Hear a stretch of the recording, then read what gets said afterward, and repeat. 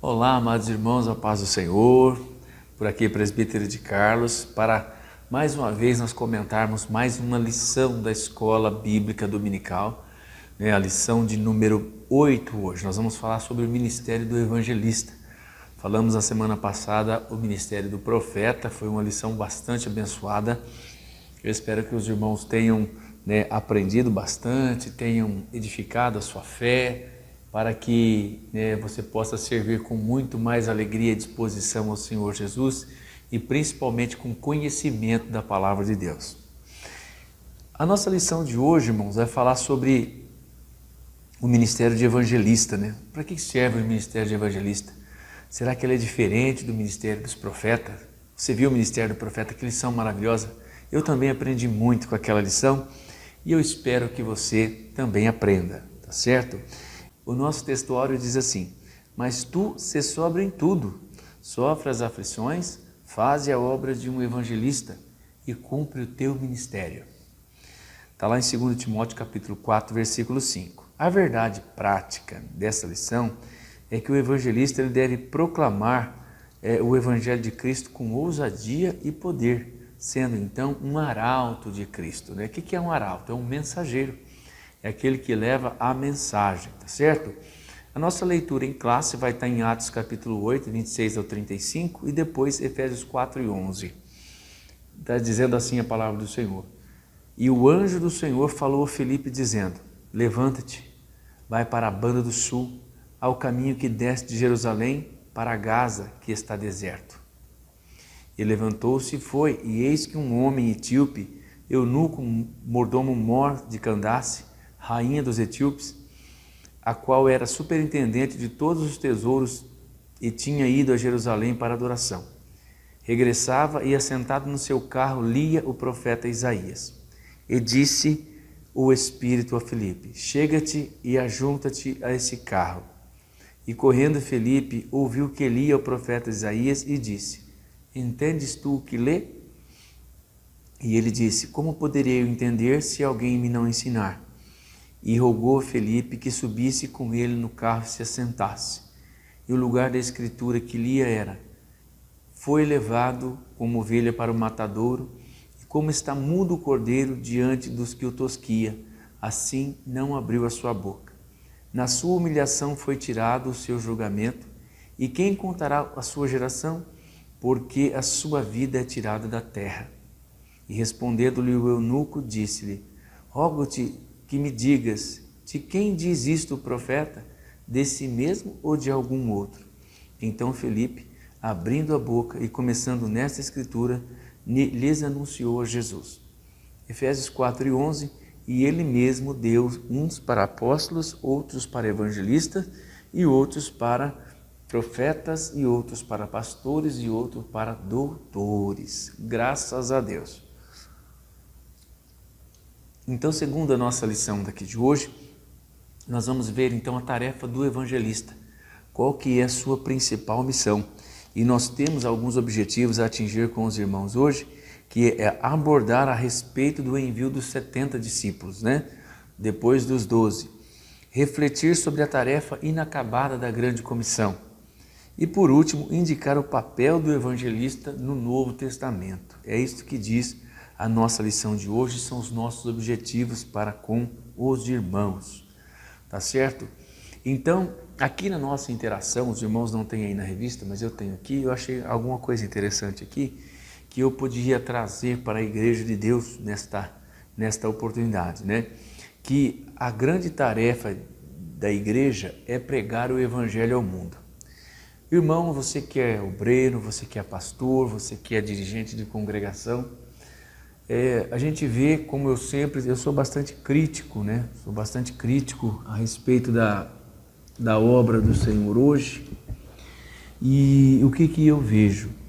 É que a grande parte dos obreiros que tem hoje é o que eu observo, irmãos. São obreiros que parece que não foram chamados para evangelizar. Eles foram chamados apenas para dirigir igreja. E estão trabalhando em cima do trabalho que os pioneiros fizeram no passado. Então, isso é o que eu percebo em muitas das nossas igrejas principalmente das igrejas pentecostais, dos cristãos no Brasil. O que eu tiro de tudo isso, meus irmãos? Tenho comigo que um dia o Espírito Santo revelou para mim, no meu coração, enquanto eu nem ainda era obreiro na igreja de Deus e cargo nenhum possuía. Abre aspas. Que a igreja que esquece a obra missionária ou não a trata com o devido zelo, ela perde o direito de ser chamada igreja de Deus.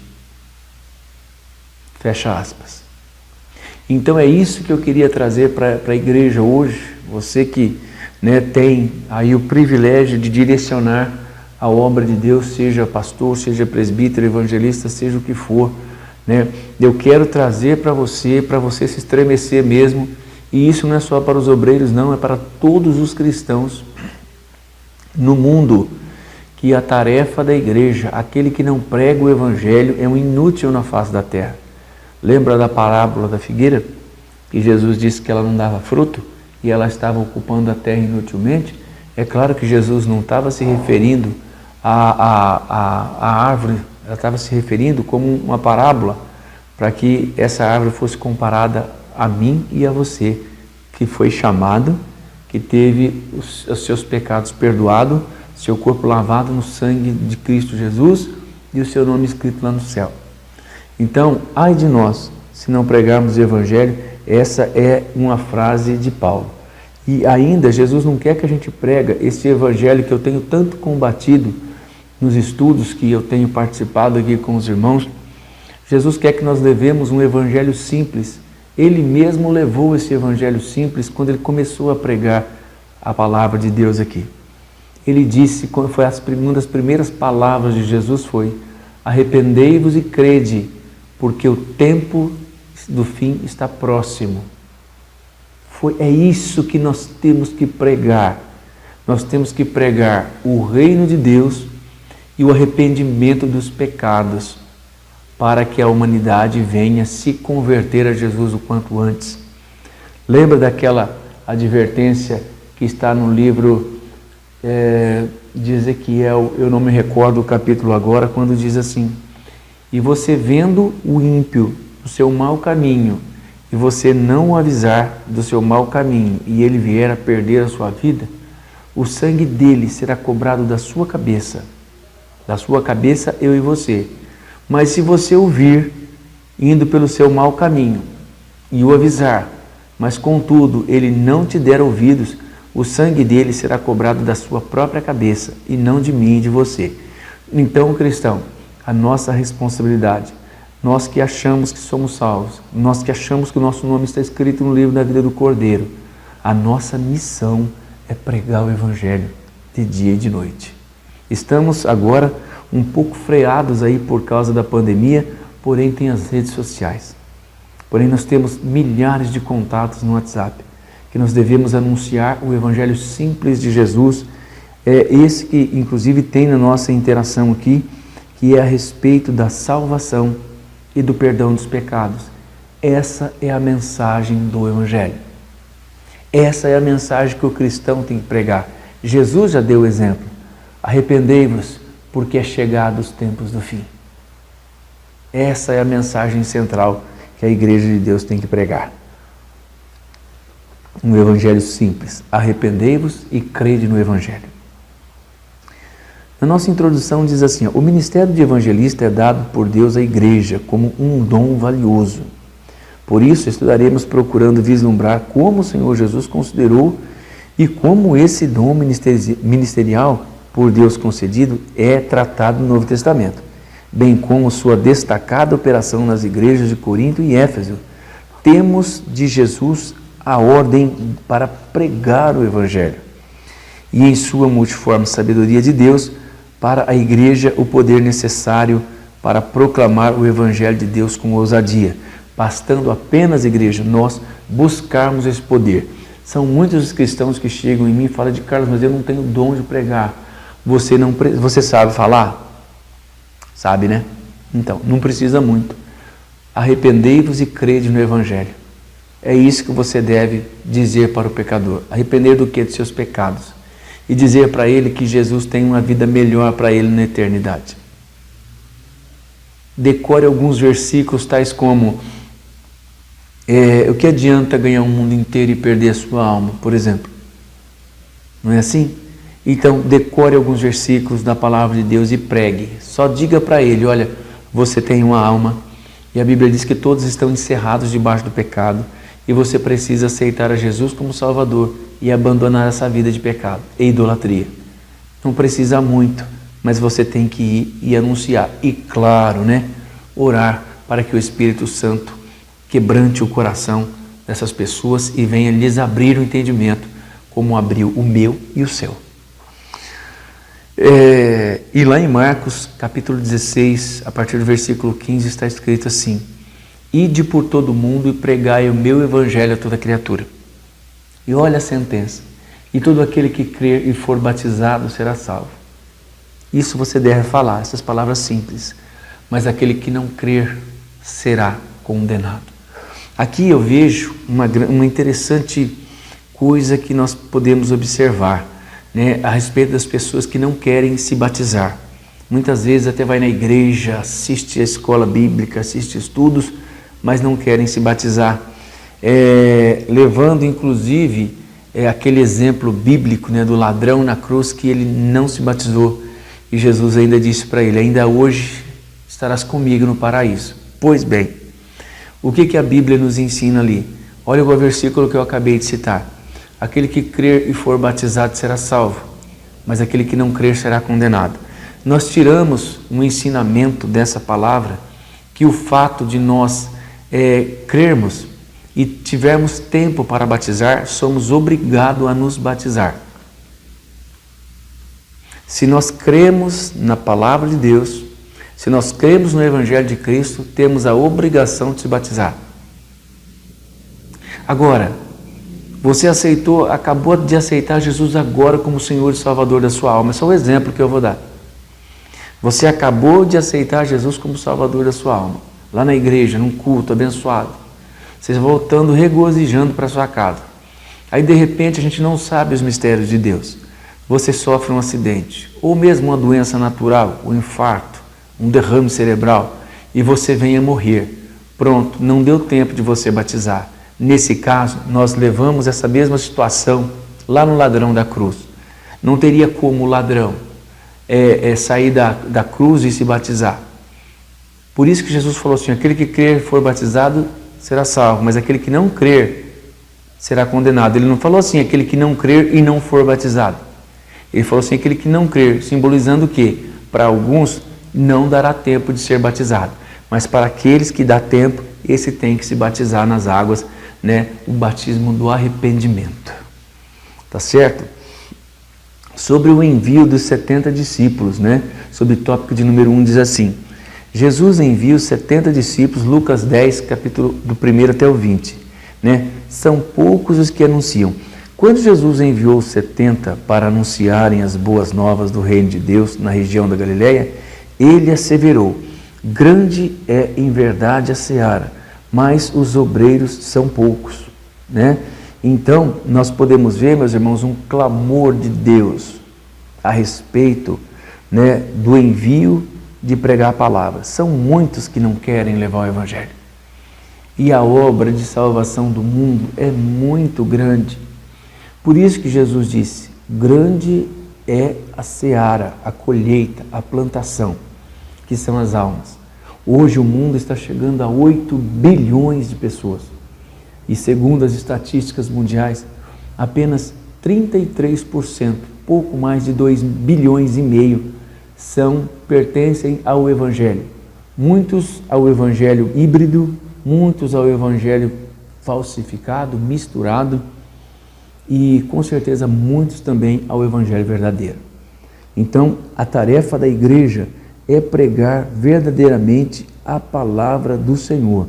E quando nós formos pregar a palavra do Senhor, nós não devemos pregar uma mensagem própria, uma mensagem que seja nossa. Tem que ser a palavra, tem que pregar o que está escrito na Bíblia. Arrependei-vos e crede no Evangelho. Uma outra coisa, não devemos, além de pregar uma palavra nossa, também não devemos falar de nós mesmos. Devemos levar em conta aquela confissão feita por João Batista, que ele, Jesus, cresça e que eu diminua. Então, quando formos falar a palavra de Deus, devemos enaltecer, engrandecer e colocar em evidência um único nome, o nome maravilhoso, glorioso de nosso Senhor Jesus Cristo. Não é o que nós temos visto nesses últimos dias. Nós temos visto, até no meio evangélico pentecostal, nós temos visto falar aquele jargão, pregadores de renome, misericórdia. Misericórdia, não fale isso, irmão. Não fale isso, obreiro. Você que é um obreiro que é tremendamente usado nas mãos de Deus, repreenda quem usar essa expressão a teu respeito. Obreiro de renome, pregador de renome, pastor de renome. Que renome coisa nenhuma. O único nome que é sobre todo nome é o de Jesus. E você que usa essa expressão, você deve levar em conta a mesma expressão que João Batista usou, que Jesus cresça e que eu diminua, quando você estiver levando a palavra de Deus. Hoje nós vamos falar em pregadores de sucesso, os top 10 dos pregadores. Isso é blasfemo, isso é profano, isso é maldito diante de Deus. Deus não tem compromisso, Deus não está onde está uma pessoa de renome, um pregador de renome. Deus não está. É por isso que nós vemos muitos trabalhos, principalmente nas igrejas pentecostais, trabalho de círculo de oração, trabalho de jovem, trabalho de criança, apenas um ajuntamento de crentes, e nós não vemos o poder de Deus descer sobre eles. Parece que quanto mais longe for o pregador, o cantor, mais poder eles têm.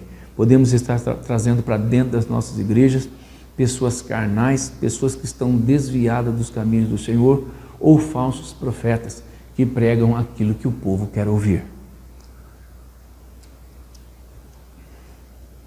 Um outro detalhe a respeito, então, aqui do envio, uma outra característica de quem é enviado. Hoje está fácil, ser um evangelista. Hoje está fácil, e viaja para cá, e viaja para lá, e hotel, e alimentação, e não sei o que, um monte de coisa. Está fácil ser evangelista. Mas esse não é o evangelista que Jesus traz na Bíblia. Jesus falou assim que aqueles que foram chamados para pregar o Evangelho, e isso enquadra eu e você também, que não somos evangelistas, esses que foram chamados para pregar o Evangelho, eles iriam sofrer muito, sabe por quê? Porque Jesus fala que eles seriam enviados para os meios dos lobos. Eu não sei se você já viu nesses programas de televisão, quando aparecem aqueles programas de animais, ali na região da África, e os lobos muitas vezes aparecem. Eles, quando eles se ajuntam, eles conseguem matar e destruir grandes animais como girafas, elefantes, leões até, porque são muitos. E os lobos, eles não têm misericórdia da sua presa. Eles ingerem, eles consomem as suas presas ainda vivas, arrancando pedaços dela. Então Jesus disse que aqueles que quisessem verdadeiramente cumprir o ide por todo mundo e pregar o meu evangelho a toda criatura, seriam enviados para o meio de lobos, e eles iriam para os campos levar a palavra de Deus. Eu não estou dizendo para países longínquos, muitas vezes até na nossa cidade mesmo, nós não temos condições de pregar o evangelho de Deus com liberdade, sem que nós soframos ameaça. Então os lobos muitas vezes estão diante dos nossos olhos. E a Bíblia nos diz que nós seríamos enviados como lobos também, como no meio dos lobos, como uma presa no meio dos lobos, para podermos pregar o Evangelho de Jesus Cristo. Aquele que sai para pregar a palavra de Deus, aquele que sai para pregar o Evangelho, ele já sai com uma certeza de que ele pode não voltar, isso por amor à palavra de Deus. E quando Jesus enviou seus discípulos para pregar o Evangelho, Jesus também deu-lhes poder. É uma coisa, irmão, que a igreja precisa buscar. É uma coisa que você que sabe, que queima no seu coração, que você tem um chamado para pregar o Evangelho, você precisa buscar o batismo, a capacitação do Espírito Santo para que você possa fazer essa obra. Você precisa buscar o poder, você precisa buscar, como em outras lições nós já vimos aqui, os dons espirituais para que você possa fazer essa obra gloriosa, né, de divulgação e disseminação do Evangelho, do glorioso Evangelho de nosso Senhor e Salvador Jesus Cristo, né? E quando Jesus os enviou, a Bíblia diz que Jesus deu-lhes poder para expulsar os demônios, para curar as doenças, enfim, uma série de coisas maravilhosas que ia convencer o povo não apenas, né, na pregação do Evangelho, mas também eles veriam com seus próprios olhos o poder de Deus sendo manifestado através daquelas pessoas que levavam o Evangelho. Quem leva o Evangelho, quem tem fome de levar o Evangelho, quem tem sede, quem tem o compromisso, que sente o compromisso de levar o Evangelho de Cristo, Evangelho também é um evangelista. E os discípulos, quando voltaram de suas primeiras missões, eles disseram para Jesus: Jesus, até os demônios nos sujeitam. Jesus deu um ensinamento poderoso para eles, né, dizendo: realmente, vocês devem ficar felizes sim, pelos demônios se vos sujeitarem, mas vocês devem ficar mais felizes ainda, porque vocês têm os seus nomes escritos no livro da vida. O que eu quero dizer com isso, meus irmãos? O que eu aprendo aqui? Que se verdadeiramente nós obedecermos o chamado de Jesus, nós verdadeiramente, né, teremos o nosso nome escrito no livro da vida do Cordeiro, né, que você possa ser despertado, que você possa ser nesta manhã, nesta tarde, a hora que você estiver ouvindo, assistindo esse vídeo, você possa ser tocado pelo Espírito Santo de Deus a respeito do seu compromisso na obra de Deus. Cuidado, obreiro, cuidado, meu amado irmão, para você não ocupar essa terra inutilmente.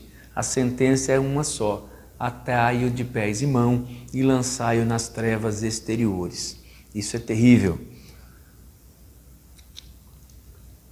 O nosso subtópico de número 2, que vai versar lá em Mateus 28 e também Marcos 16, fala da grande comissão, o alcance da grande comissão, que diz assim, né? A ordem dada por Jesus aos seus discípulos após a sua ressurreição foi: ide por todo o mundo e pregai o meu evangelho a toda criatura, ensinando-as a todas as nações e batizando-as em nome do Pai, do Filho e do Espírito Santo, e ensinando-as a guardar tudo o que eu tenho mandado. Irmão, obreiro, crente, isso aqui não foi um pedido. Se você conjugar o verbo ir, você vai ver que quando Jesus fala assim, ó, ide por todo mundo, ide quem? Ide vós. Ide vós. E um outro detalhe aqui, que quando Jesus disse, ele disse para a totalidade dos seus discípulos que estavam ali, simbolizando que todos aqueles que foram chamados por ele, que conheceram o Evangelho e que aceitou segui-lo e aceitou as promessas do reino de Deus, tem que pregar o Evangelho. Você é um desses? Com certeza é. Você foi chamado por Jesus, você aprendeu, você ouviu o mandamento, você decidiu segui-lo e você acredita que morará na eternidade no céu e que também o seu nome será escrito no livro da vida. Se você possui essas características, você é um evangelista. E em sendo um evangelista, você tem que ir pregar o Evangelho de Cristo. Eu e você. É duro escutar isso? Eu sei que é duro. As pessoas tremem, têm medo de se aproximar de uma pessoa e falar do amor de Cristo para ela. Tem medo. As pessoas tremem. Busque a graça de Deus. Os discípulos estavam assim. Logo depois que mataram a Jesus, e depois Jesus ressuscitou, subiu ao céu, os discípulos estavam com medo, orando, com medo da perseguição. Muitos se dispersaram por toda aquela região da Ásia. E Jesus cumpriu o seu mandado, né, a sua sentença, quando disse que era para eles não saírem de Jerusalém sem que do alto fossem revestidos de poder. E o que aconteceu? eles foram revestidos de poder. E a partir dali, o que aconteceu? Eles também quebraram as portas, abriram as casas e saíram para o mundo, anunciando o glorioso Evangelho de nosso Senhor Jesus Cristo. Depois do quê? Depois que eles buscaram e foram revestidos de poder. Uma coisa eles tinham, a missão. Eles já tinham recebido a missão de pregar o Evangelho. E a partir de então eles precisavam agora do quê? Do poder. É exatamente isso que você deve buscar para que você não venha temer este mundo e nem as perseguições que você possa sofrer. A Bíblia diz, faze a obra de um evangelista, sofre as aflições. Outra coisa, o subtópico de número 2 diz assim, o mundo está dividido em dois grupos, verdadeiramente, o mundo está dividido em dois grupos, aqueles que creem e aqueles também que não creem. Mas a lição para nós aqui é, a quem crer e for batizado, será salvo. Mas quem não crer, será condenado. Ainda eu acabei de explicar ainda há pouco, logo na introdução. Então, segundo Jesus, existe os que creem e existe aqueles que não creem. E acerca da salvação, os evangelhos não se preocupam com a nacionalidade. Então, em se falando em salvação, pode ser judeu, grego, japonês, brasileiro, português, inglês, espanhóis. O evangelho, ele é universal. Ele atinge a todo ser humano, o pior do ser humano. O evangelho, ele tem poder. Ele precisa chegar até o pior do ser humano e eu confirmo isso porque chegou até a minha pessoa, pela graça e misericórdia de Deus. Então, você tem que anunciar, o evangelista ele tem que anunciar aos povos, às pessoas, que nós não temos o poder de decidir o futuro. Quem decide o futuro é somente Jesus. Nessa vida aqui nós decidimos ir aqui ou ali, mas a respeito do nosso futuro, da eternidade, nós não temos poder para decidir sobre ela. Nós somos convidados a entrar pela porta estreita, pelo caminho apertado e nele permanecer até os tempos do fim, como diz a promessa, a palavra do Senhor, para a gente crer em todo o tempo, crê tu somente, será salvo tu e a tua casa, creia até o fim e será salvo, é isso que diz a promessa para nós. E muitos são, meus irmãos, aqueles que infelizmente nesses últimos tempos estão envergonhando o Evangelho. Temos notícias que mais de 340 igrejas têm sido fechadas, em toda a Europa, Inglaterra e outros países, nós temos aproximadamente mais de 1.500 templos cristãos que foram fechados, que foram vendidos, que foram entregues para danceterias, escolas, enfim, templos que outrora eram cheios de cristãos comprometidos com a pregação da palavra de Deus. Mas como eu sempre disse, e digo e vou dizer até morrer o que eu vou expressar aqui, a nossa geração em todos os sentidos, seja ela na área da segurança, na área da saúde, na área da comunicação, na área da educação, na área de pais e mães, a nossa geração, escute o que eu vou falar,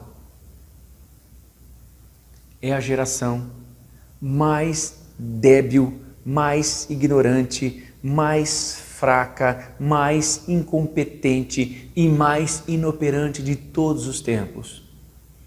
Da nossa geração, Jesus vai cobrar em particular essa inércia que nós estamos vivendo. Por quê? Porque nós vimos o poder, nós vimos o milagre. Quantas vezes nós não saímos pelas ruas, junto com os nossos pastores, evangelizando nos domingos, no sábado à noite, fazendo visita. E nós não fazemos isso mais. Você pode até justificar, mas a pandemia está aí, eu sei. Só que os discípulos também enfrentavam os leões, enfrentavam impérios, mas eles não tiveram medo de ir e pregar o Evangelho, eles morriam por isso. Isso é profundo, não é, irmãos? Nós não vamos pregar o Evangelho porque estamos com medo do vírus. Mas a Bíblia diz que nós somos entregues à morte todos os dias por amor a Cristo. Então, se Jesus te chamar, se Jesus te comissionar, vai e pregue o Evangelho, ainda que tenhamos que morrer por isso. Essa é a grande realidade. Essa é a grande realidade.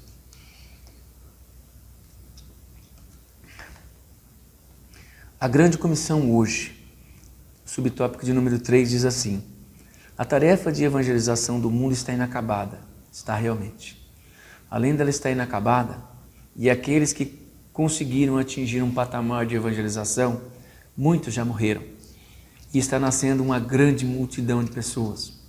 E essa grande multidão de pessoas, com esse evangelho falsificado que estão pregando por aí para agradar o ego das pessoas, essas pessoas não estão sentindo o peso da eternidade e não estão se convertendo a Cristo. Fizeram do evangelho não uma cruz, mas uma maneira de se acenderem no meio da sociedade, tipo, sou evangélico, como se isso fosse um emblema de santidade, um emblema de uma pessoa salva. Ser evangélico, irmão, significa carregar a cruz de Cristo e sofrer por amor de Cristo, que assim Ele sofreu para nos trazer a salvação. Então, a tarefa está inacabada. E a minha preocupação é que a cada dia existe menos evangelistas, menos pastores, menos pessoas compromissadas com o evangelho do reino. Os cristãos de hoje, como diz o pastor Paulo Júnior, é a geração de cristãos mais fracas que existem em todas as épocas. Um exemplo deles é o Brasil. O Brasil, se fosse ajuntar os cristãos praticantes e os cristãos que estão desviados, seríamos 50% da população brasileira de cristãos. O Brasil nunca teve tanto crente e o Brasil nunca foi tão corrupto, tão pecador, tão blasfemo, tão profano, igual está sendo agora. Isso é uma marca do tipo de crente, do tipo de cristão que muitas vezes eu e você podemos estar sendo na geração atual. Por isso que eu digo, que essa grande comissão ela tem falhado, mas eu sei que em muitos lugares do Brasil há muitos homens e mulheres de Deus que choram e que sofrem pela pregação de um evangelho poderoso, verdadeiro, estão morrendo, estão tombando, estão sendo perseguidos, estão sendo assassinados. Por isso que Jesus disse que a seara é grande, mas os ceifeiros são poucos. Mas aqueles que ficam inertes a uma advertência como essa, aqueles que ficam parados, aqueles que ignoram uma advertência como essa, céus e terras são tomados hoje como testemunhas contra mim e contra você, que nós devemos levantar e agir e praticar as primeiras obras, senão o nosso galardão vai ser tirado de nós. Tá certo, irmãos? Com isso nós encerramos então o tópico de número 2, e vamos já passar para o tópico de número 3, que fala do dom ministerial de evangelista. Nós já vimos que Deus capacitou vários homens e mulheres ao longo das eras, a partir do Novo Testamento, mais especificamente falando a respeito dos dons, que fica à disposição para que essas pessoas venham ganhá-los e com isso engrandecer o reino de Deus. Mas vamos ver, já vimos de outros dons, profeta e outros mais lá, vamos ver agora sobre o evangelista, e vamos ver outros dons aí para frente. O termo evangelista deriva do verbo eu angelizo, isto é, transmitir as boas novas. Como dom refere-se àquele que é chamado para pregar o evangelho. Foi concedido pelo Pai através de uma capacitação ministerial, objetivando propagar o evangelho de Cristo para toda a humanidade. Então, meus irmãos, o que eu tiro disso aqui, inclusive eu já havia falado. O comentarista que coloca aqui, aquele que é chamado para pregar o evangelho. Lembra que eu falei ainda há pouco que Jesus chamou a totalidade dos discípulos e disse assim, ide por todo, ide quem? Vós, todos, e pregai o meu evangelho a toda criatura? Então, acorde, desperte. Eu afirmo, sem medo de errar nas escrituras, que esse chamado, essa convocação foi para você e foi para mim. Independente de você ter o título, porque o título não voga nada, o título é coisa de homem. Mas aquele que leva a palavra de Deus, chorando, cantando e orando, e convertendo pessoas a Cristo, sábio é. Esse é um evangelista. Então você é um evangelista. O papel dele. Qual seria o papel do evangelista? Simples. O papel do evangelista, ele é uma pessoa que ele é chamado para pregar as boas novas de salvação. Nós temos que ir por todo mundo e pregar o evangelho às pessoas e dizer que existe um mundo diferente desse, um lugar diferente desse, e que elas precisam se arrepender de seus pecados, porque todos pecaram e destituídos estão da glória de Deus. E para que nós somente não venhamos a sofrer as fornalhas do lago de fogo, a tormenta que não acabará nunca, nós temos que aceitar a Jesus como nosso Salvador pessoal e crer que somente Ele pode nos perdoar dos nossos terríveis pecados da atualidade e de sempre. Qual que seria a finalidade desse ministério? A finalidade, da mesma forma que o ministério do apóstolo e do profeta, o do evangelista tem por finalidade preparar os santos do Senhor para uma vida de serviço cristão, bem como a edificação do corpo de Cristo. Por isso, espera-se deste obreiro que o fundamento do seu ministério seja Jesus Cristo, o nosso Senhor. Não pode haver outro fundamento senão a Cristo. Então, a principal finalidade que o evangelista tem é ensinar a palavra de Deus. Então você que é um cristão, você que descobriu hoje que você não tem o título, mas que você é um evangelista, porque você também foi chamado para pregar o evangelho, você tem que levar a palavra de Deus, você tem que ensinar a palavra de Deus, só que para isso você precisa estudar com profundidade a palavra de Deus, não se esquecendo que você também tem que se buscar o poder de Deus, o poder ali, o mesmo do cenáculo, o batismo no Espírito Santo, a capacitação para que você possa fazer essa obra e, se for preciso, até enfrentar a morte por isso. O evangelista, ele também deve ser em tudo sensível à voz do Espírito Santo. Eu até me lembro que numa das passagens de Paulo tinha decidido ir para um lugar para pregar a palavra, mas aí ele fala assim: porém, fui impedido pelo Espírito Santo de ir àquele lugar. O que Paulo fez? Ele foi sensível à voz do Espírito Santo, obedeceu e ele cumpriu o seu ministério. Tanto que ele diz assim, próximo à sua morte: combati o bom combate, acabei a carreira e guardei a fé. E desde agora me está reservada a coroa da justiça, a qual o justo juiz me dará naquele dia, não somente a mim, mas a todos aqueles que amarem a sua vinda. Será que quando você estiver próximo à sua morte, que nenhum de nós sabemos quando nós vamos morrer, será que nós podemos também falar como Paulo falou? Combati o bom combate, acabei a carreira e guardei a fé? Você pode até ter guardado a fé, mas será que você combateu o bom combate? Será que você realmente acabou a sua carreira de fazer a obra de Deus? Você guardou a fé, mas Paulo citou 3 coisas: combati o bom combate, cumpri o meu ministério para o qual eu fui chamado e guardei a fé. Se você fizer essas 3 coisas, a exemplo de Paulo, a coroa da justiça está guardada para você. Isso é muito sério, mas se você não fizer, eu te afirmo, a coroa da justiça não estará lá. E é muito provável que você nem chegue lá. Mas você vai ver aqueles que chegarem lá. Como? Vai ver. Porque a Bíblia diz assim, Jesus dizendo para o povo de Israel, para o povo hebreu, dizendo para o povo daquela época, Jesus disse assim: vocês verão Abraão, Isaque e Jacó no reino de Deus e vós lançado fora. Eu não sei por quanto tempo será essa visão, mas que verão, verão. Então, com isso nós encerramos aqui a nossa lição, a lição de número 8, que também serve de subsídios para os nossos irmãos que também ensinam a escola bíblica. Multiplique, irmãos, essa obra, compartilhe, envie nos seus contatos do WhatsApp, seja um evangelista, faça a obra de Deus, aproveite a tecnologia que está aí, tá certo? Deus que abençoe você, Deus que abençoe a sua família. Peço a você, dê um joinha aí se você gostar, se você não gostar também, dê um negativo. Faça o seu comentário, é muito importante, porque eu aprendo muito com as coisas que os irmãos colocam aqui no comentário, tá bom? Deus que abençoe você, Deus que abençoe a sua família e que nós sejamos cobertos com o sangue de Jesus e que Ele nos livre desse vírus mortal que está aí. Amém.